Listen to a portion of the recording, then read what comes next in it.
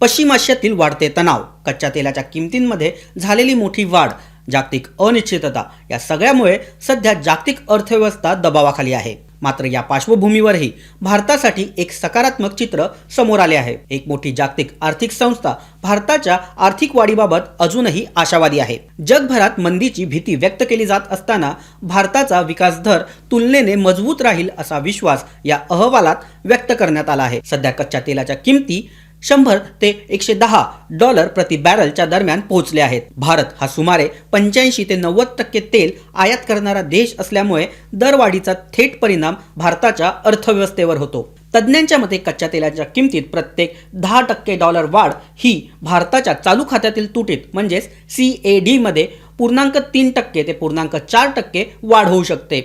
याचबरोबर महागाई दरात देखील 0.4 ते 0.5% वाढ होण्याची शक्यता असते। यामुळे सर्वसामान्य नागरिकांवर अप्रत्यक्ष भार पडतो, कारण इंधन महाग होतं। इंधन महाग झालं की वाहतूक खर्च वाढतो आणि त्याचा सर्व परिणाम हा वस्तूंच्या किमतीवर होतो। काही विश्लेषकांनी 2026-27 या आर्थिक वर्षासाठी भारताचा GDP वाढ दर 7 वरून 6.5 पर्यंत खाली येण्याचा अंदाज व्यक्त केला आहे। मात्र संबंधित जागतिक संस्थेने भारताचा वाढ दर अजूनही 6.5 ते 7 दरम्यान राहील असं स्पष्ट केलं आहे। हे जागतिक स्तरावर खूप मजबूत मानले जातं, कारण सध्याची जगाची सरासरी वाढ दर फक्त 2.5 ते 3% दरम्यान आहे। भारताच्या या स्थैर्यामागे सर्वात मोठा आधार आहे देशांतर्गत मागणी।